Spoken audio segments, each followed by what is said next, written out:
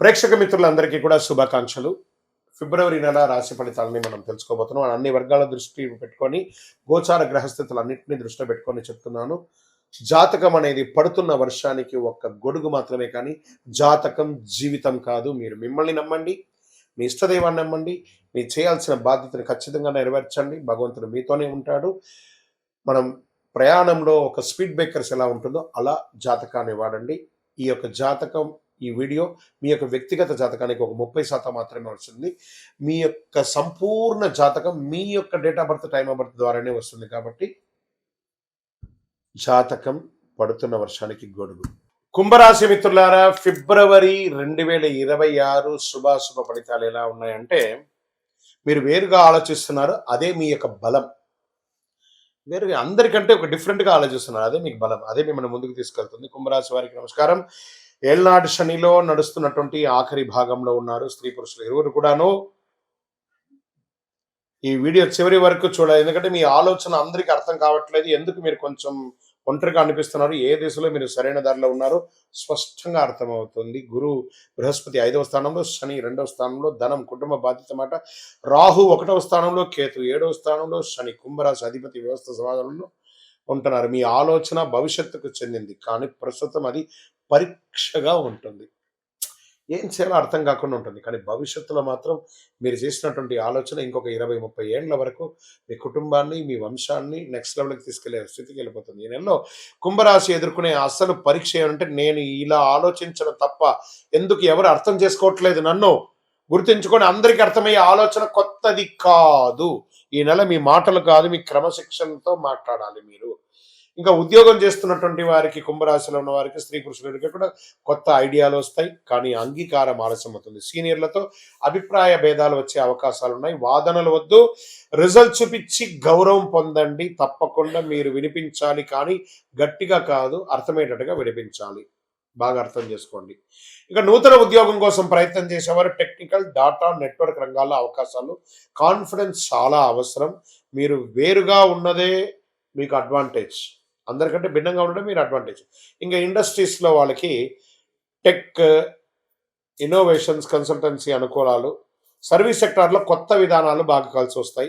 వ్యాపారంలో ఐడియా బలంగా ఉంటుంది, వెంటనే అమలు వద్దు, కొంచెం ఆలోచించేయండి. ఉన్న వ్యాపారాన్ని డెట్స్ అంతా కూడా క్లియర్ చేయండి, ఓల్డ్ స్టాక్ అంతా కూడా క్లియర్ చేయండి. ఈ నెల ప్లానింగ్ చాలా అద్భుతంగా ఉండాలని కూడా చెప్తుంది. ఈ నెల ఐడియాతో తయారీ నెల, అమలు కాదు. బాగా ఐడియాస్ని తయారు చేయండి. ఆర్థికమైనటువంటి పెట్టుబడులు ఎలా ఉంటుందంటే, కొత్త సెక్టార్లపై ఆసక్తి పెరుగుతుంది, రిస్క్ ఎక్కువ ఉంటుంది. ట్రేడింగ్లో కూడా ఆలస్యం అయ్యే అవకాశం ఉన్నాయి. లాంగ్ టర్మ్లో ఉండండి, కానీ షార్ట్ టర్మ్కి వెళ్ళకండి. అవగాహన చేయడం వలన రక్షణ పెరుగుతుంది. ఈ నెల డబ్బు విషయంలో ఎంత జాగ్రత్తగా ఉంటే అంత మంచిది. విదేశీయ ఉద్యోగంలో ఉన్న వాళ్ళకి అప్లికేషన్స్ ముందుకు వెళ్తాయి. మీ మార్పులు, ఉద్యోగంలో మార్పు చేర్పులు వచ్చే అవకాశాలు ఉన్నాయి, బాగా గుర్తుపెట్టుకోండి. విద్యార్థులు ఏ యూనివర్సిటీ చూసుకోవాలనే ఆలోచన ఉంటుంది. తర్వాత జనరల్ చదువుకున్నటువంటి వారికి మంచి అవకాశాలు, ఎగ్జామ్ టైం కాబట్టి చదివింది మర్చిపోకుండా జాగ్రత్త పడండి. చాలా అద్భుతమైనటువంటి ఫలితాలు పొందుతారు. వ్యవసాయదారులు కొత్త పద్ధతిలో ఆలోచనలు, కానీ ఖర్చులు ఎక్కువ ఉంటుంది. ప్రయోగాలు ఆలస్యమక్కర్లేదు. మీ కొనుగోలు మంచి అవకాశాలు, మంచి గిట్టుబాటు ధరలు వచ్చే అవకాశాలు ఉన్నాయి. రియల్ ఎస్టేట్లో అమ్మక క్రయ విక్రయాలు తగ్గిపోతున్నాయి. బాగా కుటుంబ చర్చ తప్పనిసరి, కూర్చొని మాట్లాడిన తర్వాత క్రయ విక్రయాలు చేయండి. ఇంకా కోర్టు కేసులు కొంచెం ఆలస్యం అవుతున్నాయి, నెగిటివ్స్ వచ్చే అవకాశాలు కూడా ఉన్నాయి. లాజిక్ మీ వైపే ఉన్నా కాస్త తీర్పు ఆలస్యమయ్యే అవకాశాలు ఉన్నాయి. ఇంకా ప్రేమికుల మధ్య అగాధం పెరిగిపోతూ ఉంది, జాగ్రత్త పడండి. ఈ నెల కుటుంబంలో నువ్వు మారిపోయావు అని చెప్తూ ఉంటారు, మీరు గమనిస్తారు దాన్ని. కోర్స్ వాళ్ళు మారారా, మీరు మారారా, సమాజంలో రానున్న రోజులు చెప్పబడుతుంది. వివరణ అవసరం, కానీ తిరుగుబాటు అవసరం కాదు, బాగా గుర్తుపెట్టుకోండి. ఇంకా హెల్త్ విషయంలో కాళ్ళు, రక్తస్రవణ జాగ్రత్త, నడక, ధ్యానం అవసరం. పొత్తి కడుపుకు సంబంధించిన ప్రాబ్లమ్స్ వచ్చేసాయి, సైనస్ సంబంధించిన ప్రాబ్లమ్స్ కూడా వస్తాయి. ఒక శస్త్రచికిత్స కూడా అయ్యే అవకాశాలు ఉన్నాయి. ఇంటిలో పెద్దవాళ్ళ యొక్క ఆరోగ్యాన్ని కూడా కాస్త జాగ్రత్తగా చూసుకోవడం చాలా చాలా ముఖ్యం. ఒక మాస్టర్ చెకప్ చేసుకోవడంలో మంచిది. ఇన్సూరెన్స్ లాంటిది, రెన్యువల్స్ ఏమైనా తప్పైందా అవన్నీ కూడా చూసేసుకోండి. అదృష్ట రంగు నీలం మరియు వెండి, అదృష్ట సంఖ్య 4 మరియు 8, అదృష్ట దిక్కు పశ్చిమం, అదృష్ట రోజు శనివారం, అదృష్ట సమయం సాయంత్రం 6 గంటల నుంచి 8 గంటల వరకు. ముఖ్యమైన నిర్ణయాలు ఈ సమయంలో తీసుకోండి. శనివారము నవగ్రహాలకి ప్రదక్షిణం చేయండి, 19 ప్రదక్షిణాలు. నీల వస్త్రధారణ చేయండి, మాటల కఠినత్వం తగ్గించండి. అదే మీకు ప్రధానమైనటువంటి పరిహారం కూడా చెప్పొచ్చు. మీ వయస్సు ఎంత ఉందో అన్ని దీపాలను శివుని యొక్క దేవాలయంలో ప్రదోష కాలంలో సాయంత్రం వెలిగించండి. ఓర్పుగా నిలబడితే రానున్న రోజులు మీకు చాలా కలిసి వస్తుంది. ఈ నెల మీరు తిరుగుబాటు చేస్తే సంవత్సరం మొత్తం అదే పొరపాటు రిపీట్ అయ్యే అవకాశం లేదు. మీరు వేరే ఆలోచనకు విలువరిపే విధంగా ఉండాలి కానీ గ్రహస్థితులు ఖచ్చితంగా అన్ని వర్గాల్ని కవర్ చేసి అదృష్టం ఎటుపక్క ఉందో నేను మీకు అన్ని చెప్పాను. కుంభరాశి మిత్రులారా, నిర్ణయం తీసుకునేది మీ యొక్క ఇది. అద్భుతంగా ఉంటారు. మీ యొక్క వ్యక్తిగత జాతకం కోసం మీ పేరు, date of birth, time of birth, place of birth WhatsApp చేయండి. మీ యొక్క ఇష్టదైవ దేవాలయంలో మీ వయస్సు ఎంత ఉందో అన్ని దీపాలను నెలకొకసారి వెలిగించండి. అతి శక్తివంతమైనటువంటి 48 రోజులు పూజ చేసినటువంటి కరుంగాలి మాలను ధరించండి. ఆరోగ్యంగా ఐశ్వర్యంగా ఉండండి. నెగిటివ్స్ అంతా తొలగిపోతుంది. ఇంకనూ మీ యొక్క వ్యక్తిగత జాతకం కోసం మీ పేరు, మీ date of birth, time of birth, place of birth WhatsApp చేయండి. మా అడ్మిన్స్ మీకు రిప్లై ఇస్తారు. రథసప్తమి. ఈ రథసప్తమి అంటే ఏంటి అసలు? అసలు ఎందుకు చేయాలి? ఆ రోజు చేయవలసిన విశేషాలు అంటే సూర్య జయంతి అని కూడా చెప్పచ్చు. ఆరోగ్యాన్ని ఇచ్చే ఒక అద్భుతమైనటువంటి ఒక డే, హెల్త్ డే అని కూడా చెప్పచ్చు. అందరికీ నమస్కారం. రథసప్తమి అంటే కేవలం ఒక పండుగ కాదు, ఇది సూర్యుని యొక్క మహోత్సవం. అందరూ కూడా సూర్య నమస్కారం అంటుంటారు చూసారు. ఆ 12 నమస్కారాలు బెండ్స్ అంతా చేయకుండా సూర్యుడికి చేసుకుంటే శరీరంలో ప్రతి అవయవం కదులుతుంది. ఫస్ట్ ఆరోగ్యం అంటేనే సూర్యుడు, సూర్యుడు అంటేనే ఆరోగ్యం. మాఘమాసం శుక్లపక్షం సప్తమి తిథి నాడు సూర్యుడు తన దివ్య రథంపై ఉత్తరాయణ ప్రయాణం ప్రారంభిస్తారు. శాస్త్ర విశ్వాసం ఇది. అంటే దక్షిణాయనం అయ్యి ఉత్తరాయణ ప్రారంభం కావాలి కదా. 7 గుర్రాల మీద కూర్చొని, రథం మీద కూర్చొని సూర్యుడు తన యొక్క యాత్రను ప్రారంభిస్తున్నట్ట 7 దిక్కులకి. అంటే అందరూ ఆరోగ్యంగా ఉండాలని ఆయన ప్రారంభించేశారు. అందుకని దీన్ని సూర్య జయంతి అని కూడా అంటారు. సూర్యుని రథానికి 7 గుర్రాలు, ఇవి 7 వర్ణాలు, 7 రోజులు, 7 శక్తులు సూచిక. ఈరోజు చేసిన సూర్యారాధన వల్ల ఆరోగ్యం, శక్తి, తేజస్సు, దీర్ఘాయుస్సు లభిస్తాయని శాస్త్రోక్తి. చేస్తే మంచిది కదా. అర్క స్నానం, ఈ జిల్లేడాకు ఉంటుంది కదా, జిల్లేడాకుని నెత్తి మీద పెట్టుకొని తల ముందు నువ్వుల నూనెతో చక్కగా శరీరంతో అభ్యంగన చేసి సూర్యుడు ఉదయించగానే లేచి వారికి నమస్కారం చేసి ఆ జిల్లేడాకు పెట్టి మంచి వేడి నీళ్లతో స్నానం చేసి అది పడుతుండగా ఆ ఆకుని కింద పడేయకుండా చేయాలి స్నానం. అదే నీళ్ళ యొక్క ఫోర్స్తో పడిపోవాలి. పెట్టుకోవడం మాత్రం మన బాధ్యత.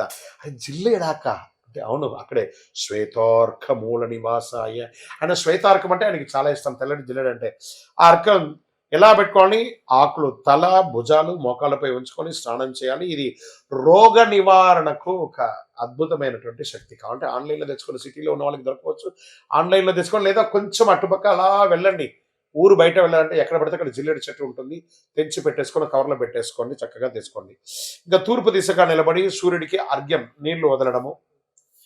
ఓం హ్రీం హ్రీం హ్రౌం సహ సూర్యాయ నమః అనే మంత్రాన్ని జపం చేసి నీళ్లు వదలండి. మళ్ళీ చెప్తున్నా, ఓం హ్రీం హ్రీం హ్రౌం సహ సూర్యాయ నమః అని 7 సార్లు కానీ 12 సార్లు కానీ నీళ్లు వదిలి జపం చేయండి. చాలా బాగుంటుంది. ఇంకా జనరల్గా యోగా పద్ధతిలో సూర్య నమస్కారం అనేది ఉంటుంది కదా, ఆ పద్ధతి ప్రకారం దానికి ఒక్క సూర్య నమస్కారాన్ని 7 సార్లు చేయాలి. అంటే 12 కలిపితే 1, దాన్ని అలా 7 సార్లు చేయండి. సంవత్సరానికి కావాల్సిన ఎనర్జీ నకసిక పర్యంతం ఆరోగ్యం అంతా బ్రహ్మాండంగా అయిపోతుంది. ఆరోగ్యం సూర్యానుగ్రహం వల్లే లభిస్తుంది. కాబట్టి రథసప్తమి నాడు చేసిన సూర్యారాధన సంవత్సరంతో శక్తినిస్తుంది. అద్భుతమైనటువంటి విశేషాలను పొందుతా. ఈరోజు ఏం చేయాలి? ఉదయం లేవగానే అద్భుతంగా పెద్దవాళ్ళకి నమస్కారం చేయాలి. మంచి ఒక చెట్టు నాటాలి. ఒక్క చెట్టు అయినా ఈరోజు నాటాలి అని చెప్పడం ఆరోగ్యం. దీంట్లో ఎలా ఉంటుందంటే ఆ రోజు విశిష్టత ఏం చెప్పుకోవాలంటే సూర్య జయంతి కూడా అని పిలుస్తారు. ఆరోగ్యం, దీర్ఘాయుషు, తేజస్సు, మహాసుభదనం, శరీరం నుండి అలసట, రోగ నివారణకు అనుకూలం, పితృదోషాలని తొలగిపోతాయి రేపు కానీ ప్రార్థన చేస్తే. ఉదయం సూర్యోదయానికి ముందే లేచి తూర్పు దిశగా నిలబడి సూర్య నమస్కారాలు చేసి ఏం చేయాలి? మన నైవేద్యం ఏం చేయాలి? బెల్లం పొంగలి, తీపి పొంగలి, గోధుమ, బెల్లం, నెయ్యి ఇవన్నీ కూడా దానం ఇయ్యచ్చు, నైవేద్యంగా పెట్టచ్చు. మహాశివరాత్రి ఫిబ్రవరి 15వ తారీఖున 2026 మహాశివరాత్రి వస్తుంది. ఇక శివరాత్రి అనగానే అందరూ దేవాలయాలకెళ్ళి అభిషేకారాధన చేసేసుకొని చాలా అద్భుతంగా చేస్తారు కదా! కాస్త దాని గురించి కొంచెం ఎన్లార్జ్ చేసి చూద్దాం. శివరాత్రి ఒక్క రాత్రి జీవితాన్ని మార్చే శక్తి అండి. ఆ శివుడు గరుడకంఠుడు, భోళాశంకరుడు మనకందరికీ అనుగ్రహం ఇచ్చే అందరికీ ఒక శుభదినం చెప్పొచ్చు. నమస్కారం భక్తులారా. మహాశివరాత్రి అంటే కేవలం ఉపవాసం కాదు, కేవలం జాగరణ కాదు. ఇది మనలో అజ్ఞానాన్ని చీల్చి చెండాడి రాత్రి. ఇది శివతత్వాన్ని అనుభవించే ఒక అద్భుతమైనటువంటి రాత్రి అని కూడా చెప్పచ్చు. శివరాత్రి ఎందుకు అంత ప్రత్యేకమో, ఈ ఒక్కరోజు ఎందుకు జీవితానికి కీలకమో, నిజంగా శివుడు ఏమి ఇస్తాడో మీకు స్పష్టతగా అర్థమవుతుంది ఈ వీడియో పూర్తి చూస్తే. శివ అంటే శుభం, రాత్రి అంటే అజ్ఞానం.